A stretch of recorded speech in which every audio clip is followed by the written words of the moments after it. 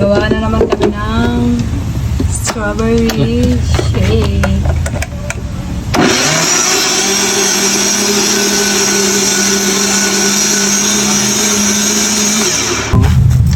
Ayan, nalagay na ng ice. Lahat ka na ito, ha? Oh, lahat na yun.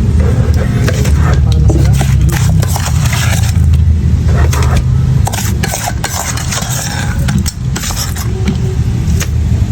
Saka na yan.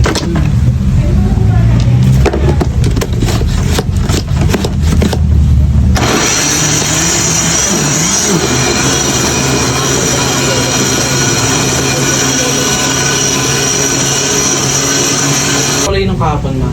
Oh, so ito na guys, nagawa na namin yung aming strawberry. Tutubig na kasi ito eh, kaya kung gumawa rin kami ito ni Geraldine.